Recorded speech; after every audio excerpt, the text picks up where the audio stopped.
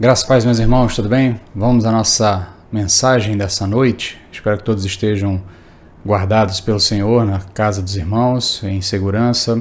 Nós estamos vivendo tempos difíceis, tempos complicados, mas pela graça de Deus nós já vislumbramos alguma melhoria, alguma esperança futura aí, pela graça do Senhor, e cremos que logo mais, muito em breve, poderemos retornar às nossas atividades com um pouco mais de segurança. Nós estamos em uma série de mensagens a respeito da pessoa de Jesus Cristo. Nós estamos analisando 7 afirmações que Jesus faz de si mesmo, acerca de si mesmo, sobre a sua natureza, nos apresentando um pouco mais de quem Ele é e, consequentemente, também nos fazendo conhecer mais sobre quem Deus é. Pois, como nós vamos ver hoje à noite mesmo, se nós conhecermos a Cristo, nós conhecemos a Deus, porque quem vê a Cristo vê a Deus. Ele é a exegese de Deus para nós, Ele é a interpretação de Deus para nós, Ele é a revelação de Deus para nós. A mensagem de hoje à noite está no livro de João, que é o nosso evangelho base, onde essas afirmações são feitas. A mensagem de hoje é: eu sou o caminho, a verdade e a vida, ali em João 14, verso 6. Peço que você abra a sua Bíblia para nós lermos. Nós vamos ler alguns versos, nós vamos ler do verso 1 até o verso 14, tá? Dentro do contexto ali, para nós explicarmos rapidamente o que está acontecendo, para que você entenda o que está acontecendo ao longo dessa narrativa de João, do que João de fato está falando ali para nós. Então, abra sua Bíblia aí para acompanhar a leitura. Eu estou lendo na Almeida século 21, não vai ter muita diferença da sua versão também, especialmente se a sua for a Almeida revista e atualizada. O texto nos diz o seguinte: não se perturbe o vosso coração, credes em Deus, credes também em mim. Na casa de meu Pai há muitas moradas, se não fosse assim eu vos teria dito, pois vou preparar-vos lugar. E se eu for e vos preparar lugar, virei outra vez e vos levarei para mim, para que onde eu estiver estejais vós também. E vós conheceis o caminho para onde vou. Disse-lhe Tomé: Senhor, não sabemos para onde vais. Como podemos saber o caminho? Jesus respondeu: eu sou o caminho, a verdade e a vida. Ninguém chega ao Pai a não ser por mim. Se de fato me conhecesseis, também conhecerias o meu Pai. E desde agora o conheceis e o tendes visto. Então Filipe disse: Senhor, mostra-nos o Pai e isso nos basta. Jesus lhe respondeu: Filipe, há tanto tempo estou convosco e ainda não me conheces? Quem vê a mim vê o Pai. Como podes dizer: mostra-nos o Pai? Tu não crês que eu estou no Pai e que Ele está em mim? As palavras que eu vos digo, não as digo por mim mesmo, mas o Pai que permanece em mim é quem faz as suas obras. Crede em mim, eu estou no Pai e Ele está em mim. Crede ao menos por causa das mesmas obras. Em verdade vos digo, aquele que crê em mim também fará as obras que eu faço e as fará maiores, pois eu estou indo para o Pai. Eu farei tudo o que pedirdes em meu nome, para que o Pai seja glorificado no Filho. Se me pedirdes alguma coisa em meu nome, eu a farei. Vamos orar? Senhor, fala conosco nessa noite, abre os nossos olhos para que possamos te ver, abre os nossos ouvidos para que possamos te entender, atrai a nossa atenção para que nós não nos dispersemos por conta do meio que estamos utilizando para o anúncio da tua palavra. Que as facilidades eletrônicas não nos dispersem, não nos tirem a atenção, mas que a tua palavra seja ouvida nessa noite. Fala com quem precisa te ouvir, Pai. Destrava os corações de quem precisa ser transformados. Transforma em corações de carne aquele coração de pedra que precisa ser transformado nessa noite. E a todos nós, molda-nos à imagem e semelhança de Jesus. É o que te pedimos, em nome dele. Amém. Meus queridos, para que você entenda o que está acontecendo aqui nesse momento, eu preciso fazer um resuminho dos últimos 3 capítulos da sequência de eventos que estão se desenrolando aqui. Nós estamos no período da Páscoa, tá? No relato de João, eles estão ali no período da Páscoa, eles estão durante a ceia da Páscoa, ali, durante a sexta-feira da Páscoa, né? Ou melhor, de quinta para sexta ali. Então, nesse processo ali, desde alguns capítulos anteriores, você vai ver que Jesus adentra em Jerusalém. E para que você entenda um pouco desse debate que os discípulos têm com Jesus ali, nessa discussão ali no capítulo 14 que nós lemos, você precisa entender um pouco da expectativa dos discípulos em relação a Jesus. A expectativa deles em relação ao Messias era que o Messias de fato viesse resolver um problema político, terreno, momentâneo. Qual é a situação? Os judeus há muito tempo estão escravizados, ou melhor, não estão exatamente escravizados, mas estão sob o domínio de uma nação estrangeira. Eles já vêm em uma sequência longa de muitos anos de domínio. Teve um breve período ali entre o Antigo e o Novo Testamento, um período muito curto ali, onde uma dinastia de descendentes de judeus assume o trono ali, o período dos Macabeus ali. Nesse período você tem um pouquinho de alívio, né, em relação ao domínio estrangeiro, mas já desde a queda de Israel e da queda de Judá, já no Antigo Testamento, que o povo de Israel vem sofrendo sequencialmente nas mãos de domínios estrangeiros. Então a expectativa messiânica era muito voltada à ideia de que esse Messias que viria, esse Messias prometido, ele iria libertar o povo do domínio estrangeiro, do domínio opressor. Que Israel voltaria a ser uma nação poderosa, que Israel voltaria a ser uma nação grande, poderosa, como foi nos tempos de Davi, como foi nos tempos de Salomão, especialmente nos tempos de Davi, que foi uma nação conquistadora, guerreira, que subjugou muito de seus inimigos ao redor, pela força mesmo, pela batalha. No período de Salomão, esse domínio é expandido, mas mais pela diplomacia e pela política. Mas, de fato, qual é a expectativa dos discípulos? Que Jesus, cada vez mais provando que é esse Messias esperado, eles vêm acompanhando a vida de Jesus nos últimos 3 anos e vêm percebendo que, de fato, aquele homem tem algo diferente, as multidões o seguem, ele tem poder, Deus fala por meio dele, Deus age por meio dele, milagres são realizados por meio daquele homem. Então, eles estão naquela expectativa de que, de fato, Jesus vai ser esse grande líder. E embora Jesus, ao longo de todo o período, tenha explicado que o reino dele não é desse mundo, que o reino dele é de outra realidade, que ele não veio para atender essa expectativa, que ele vem nos livrar de um outro domínio, o domínio do pecado, o domínio da morte, o domínio daquilo que nos separa da vontade de Deus, os discípulos ainda tinham essa vaga esperança. E quando Jesus adentra em Jerusalém, você vai ver ali no capítulo 13 ou no capítulo 12 de João, quando Jesus adentra em Jerusalém, ele adentra de uma maneira triunfal. Ele adentra quase como, quando ele chega em Jerusalém para a Páscoa, ele chega quase como um grande guerreiro sendo recebido em uma entrada triunfante dentro da cidade. É como se ele estivesse basicamente desfilando com as suas tropas e sendo ovacionado pela população. O texto, tanto de João quanto dos demais evangelhos, vão dizer que a população, ao ver Jesus entrando, embora numa montaria muito humilde, num jumentinho, embora ele, num contexto ali, numa atitude muito humilde, a população ovaciona Jesus, ela grita, Hosana, Hosana ao filho de Davi. Eles começam a reconhecer em Jesus essa personalidade triunfante, e isso enche o coração dos discípulos de esperança. Então eles devem ter pensado, agora vai, agora nós chegamos em Jerusalém, chegamos no centro do poder político, agora então é que Jesus vai dar um jeito, vai juntar uma multidão, nós vamos expulsar os romanos daqui, nós vamos também expulsar essa corja política religiosa, de maus líderes religiosos que estão dominando o templo, nós vamos limpar o templo, nós vamos restaurar a glória de Israel, porque o Messias está entre nós, nós vamos vencer, nós vamos mudar as coisas agora. Acontece que, na sequência de eventos, uma sequência de eventos negativos começam a acontecer. Você tem a entrada triunfante, mas logo na sequência Jesus é ungido por Maria, e num contexto e num aspecto bem de preparação fúnebre, né? Depois daquilo eles têm um período ali da ceia do Senhor. Jesus reúne os discípulos em um local bem humilde, bem diminuto em relação às expectativas deles. Jesus lava os pés dos discípulos. Jesus dá uma prova ali de humilhação, né, diante deles, de humildade diante deles.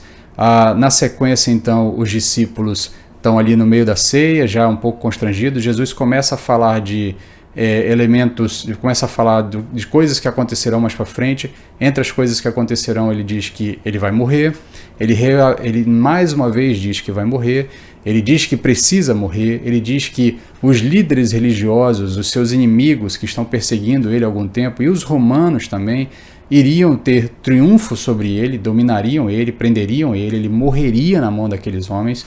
Ele diz também que no meio do grupo ali tem um traidor que vai se apresentar logo mais, ainda naquelas próximas horas ali. Ele também vai falar com Pedro, Pedro vai se levantar, vai dizer, não, Senhor, de maneira alguma nós te trairíamos. Ele então diz a Pedro, olha Pedro, antes que o galo cante 3 vezes, você vai me negar diante de todas as pessoas.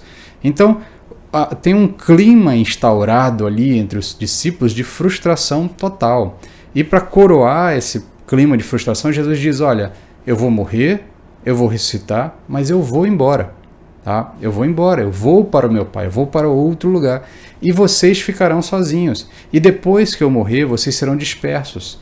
E isso tudo gera nos discípulos ali uma confusão, de deviam estar pensando, mas o que está acontecendo? As coisas não fazem muito sentido, a gente acabou de entrar de uma maneira triunfante em Jerusalém, parece que agora as coisas estavam caminhando, e de repente tudo vai degringolando, tudo vai mudando, tudo vai se desfazendo, as coisas começam a se apertar e em questão de horas eles saem da entrada triunfal para algumas horas depois, alguns momentos depois, Jesus já está diante do Sinédrio sendo açoitado, violentado, sendo humilhado e poucas horas depois ele já está sendo crucificado, já está sendo sepultado e aparentemente tudo vai por água abaixo, tudo se perde, tudo se desmorona. Mas no meio de tudo isso, Jesus diz para eles algumas frases que nós lemos no texto e faz algumas afirmações que fazem um desafio para os discípulos e, consequentemente, um desafio para nós também. No meio de tudo isso, Jesus diz, eu sou o caminho, a verdade, a vida. E ninguém chega ao Pai senão por mim. E essa frase, ela parece um tanto meio fora do contexto da discussão ali, porque pouco tempo antes ele já havia dito que ia para algum lugar e que os discípulos conheciam o caminho, e os discípulos respondem por meio de Tomé, olha, nós não sabemos esse caminho, Senhor, nós não sabemos o que o Senhor está falando. Que caminho é esse que o Senhor está falando? Aí ele afirma que ele é o caminho, a verdade e a vida. E aí na sequência eles estão ali no meio de uma discussão, Felipe tenta mudar o assunto e dizer, olha Senhor, então faz o seguinte, mostra-nos o Pai, que isso é o suficiente. Já que não vai ter mais essa vitória política, nós não vamos nos livrar, já que o Senhor não quer ser esse Messias Salvador, então mostra-nos o Pai pelo menos, mostra-nos o Pai, mostra-nos Deus, queremos ver a glória de Deus, porque isso é o suficiente para nós, isso já resolve pelo menos algum problema, alguma coisa menor para nós. E aí Jesus vira para eles e diz, olha Felipe, há tanto tempo eu estou com vocês e vocês ainda não me conhecem, quem vê a mim vê o Pai, como você pode dizer, mostra-me o Pai? Então esse cenário de confusão, de desentendimento, de frustração, de expectativas frustradas, de ideias sobre Deus e sobre Jesus e sobre o Messias que estavam se desmoronando, esse é o contexto em que Jesus faz essa afirmação. Eu sou o caminho, a verdade e a vida, e que ninguém vem ao Pai senão por mim. Agora, diante disso tudo, nós precisamos tirar dessa frase ou dessa expressão alguma lição para nós, algumas lições para nós sobre quem Jesus é, o que Jesus estava querendo falar sobre si mesmo a partir dessa afirmação, ao fazer essa afirmação. Eu entendo que ele, pelo menos três entendimentos nós podemos tirar do contexto todo e dessa afirmação em específico. A primeira coisa que nós precisamos entender a partir da que Jesus diz sobre si é que nós devemos colocar nele toda a nossa confiança, apesar das circunstâncias. Porque tudo parecia ter ido por água abaixo. O sonho do rei messiânico, a libertação da opressão romana, a destruição dos falsos líderes religiosos, a restauração do trono de Davi, tudo isso parecia ter ido por água abaixo. Essas são as circunstâncias. E Jesus continua dizendo para eles, credes em mim, credes em Deus, credes também em mim, eu sou o caminho, a verdade e a vida. O mestre vai informando para eles que ao invés dele ser entronizado, ele seria morto. Ao invés dele triunfar sobre seus inimigos, os seus inimigos triunfariam sobre ele. E que depois que ele ressuscitasse, ele ainda iria embora, ele iria voltar para o Pai dele, ele iria para outro lugar. E que os discípulos aparentemente ficariam sem a presença do Mestre. Embora ele afirme que os discípulos não ficariam sozinhos, os discípulos ficariam sem a presença do Mestre. Nesse contexto, Jesus diz aos discípulos: não se perturbe o vosso coração. Preste atenção como as palavras de Cristo muitas vezes são profundas e fortes e nos impactam dentro de um contexto que muitas vezes para nós parece inclusive soar estranho. No meio dessa confusão, Jesus diz aos discípulos: não se perturbe o vosso coração. Creiam em Deus, creiam também em mim. Confiem em mim, porque eu sou o caminho. No meio dessa tribulação toda, eu sou a garantia de uma estrada que vai até o final. Eu sou a garantia de que vocês vão chegar até o destino final, até o ponto final, porque eu sou o caminho. Conheçam a mim e vocês conhecerão o caminho. Confiem em mim que vocês estarão andando no caminho. Confiem em mim, pois eu sou o caminho. Confiem em mim, pois eu sou a verdade. No meio de tanta informação confusa, de tanta expectativa frustrada, de desinformação, no meio de toda aquela confusão sobre quem é o Messias e qual é de fato a real função do Messias e qual é a sua real missão, no meio dessa confusão toda, Jesus diz: confiem em mim, porque eu sou a verdade. Eu sou a verdade no meio de tudo isso, eu sou a única verdade que vocês precisam saber, eu sou toda a verdade que vocês precisam saber. O que eu falo a vocês, as palavras que eu não falo de mim, eu falo do Pai. O Pai que me enviou é que me deu essas palavras e eu falo as palavras do Pai. Por isso eu posso dizer a vocês: confiem em mim, porque eu sou a verdade. Em sequência também, Jesus diz a eles: confiem em mim, pois eu sou a vida. E mesmo que a morte esteja nos rondando, mesmo que a morte esteja rondando os discípulos ali, o perigo da derrota, o perigo da morte, confiem em mim, porque eu sou a vida. Ela não tem poder sobre vocês, a morte não tem poder sobre vocês, pois eu sou a vida. No meio de tudo isso, Jesus diz que nós devemos confiar nele de todo o coração, apesar das circunstâncias, porque ele é o caminho, a verdade e a vida. Porque ele é aquele que pode nos levar até o destino seguro, até o Pai, até o caminho, o destino de fato, aonde nós devemos chegar. A segunda coisa que eu entendo que nós devemos aprender a partir dessa expressão de Jesus é que nós devemos saber que nós somos peregrinos nesse tempo e que novos céus e nova terra é de fato a nossa pátria. Jesus afirma aos discípulos que ele ia preparar um lugar e que depois ele voltaria para buscar os discípulos para irem com Cristo para esse lugar. A nossa pátria real é o lugar da perfeição, não é esse tempo presente. Nós estamos de passagem aqui.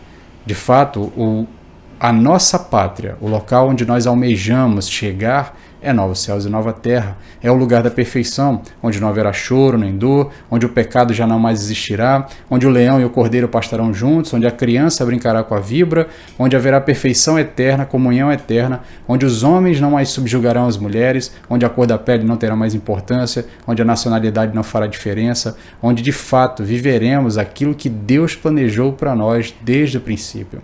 Mas como chegar até lá? Como chegar nesse lugar perfeito, nesse lugar de perfeição? Tomé disse a Jesus que eles não sabiam o caminho. E muitos de nós continuam desejando chegar a esse lugar, mas não sabem o caminho. Como chegar a esse lugar de perfeição? Como chegar a novos céus e nova terra? Como chegar de fato ao local onde encontraremos o real sentido para as nossas vidas? Jesus afirma: eu sou o caminho. Eu sou o caminho para chegar até esse lugar. Eu sou o caminho para esse lugar de perfeição. Para conhecer o caminho, devemos conhecer a Jesus. E à medida que conhecemos Jesus, conhecemos a vontade de Deus. Conhecemos então a verdade. E à medida que conhecemos a verdade, a vontade de Deus, passamos a experimentar o que realmente é vida. Por isso Jesus diz: eu sou o caminho, a verdade e a vida. Ninguém chega ao Pai a não ser por mim. Isso nos leva à terceira e última lição que nós devemos tirar dessa afirmação de Jesus. E nós devemos entender que Jesus é o revelador de Deus para nós. Jesus é o único que pode nos revelar quem Deus é e nos apresentar de fato Deus. Felipe pediu para ver o Pai. Felipe disse a Jesus: Jesus, mostra-nos o Pai, isso é o suficiente. Jesus disse que ninguém vem ao Pai senão por Ele. E quem vê a Ele, vê o Pai. Jesus é a revelação de Deus para nós. Jesus é o caminho para conhecer o Pai, Jesus é a verdade sobre Deus e Jesus é a vida de Deus para nós. Se nós queremos encontrar Deus, precisamos conhecer, nos envolver, ficar íntimos de Jesus. Ele é o caminho para Deus, pois ele revela a forma de viver que Deus deseja para nós. Ele é a verdade, pois ele nos revela a vontade de Deus para nós. Ele é a vida, pois fora de Deus, longe de Deus, estamos em pecado, e o pecado é morte, mas em Jesus encontramos vida, a verdadeira vida. Deixe-me fazer algumas aplicações finais para que nós possamos trazer essas verdades para a nossa vida cotidiana, para a nossa vida diária. Em meio a tempos difíceis e conturbados, nós somos chamados a confiar em Jesus, pois ele sabe o caminho pelo qual ele está nos guiando, pois ele é o caminho. Nesse caminho nós não nos perderemos. Nós somos chamados a crer nas suas palavras, pois ele é a verdade. O que ele nos fala, ele fala da parte de Deus. Ele mesmo disse que as palavras que ele nos diz a partir do Pai. É revelação de Deus para nós. Por isso nós entendemos que é a verdade. Então nós somos chamados a crer em suas palavras, a crer nele, pois ele é a verdade. Nessa verdade não há confusão. Nós somos chamados a viver, pois em Cristo encontramos a vida, não só para o tempo presente, mas a vida eterna. Nessa vida, a paz eterna. Se você se sente perdido, Jesus é o caminho.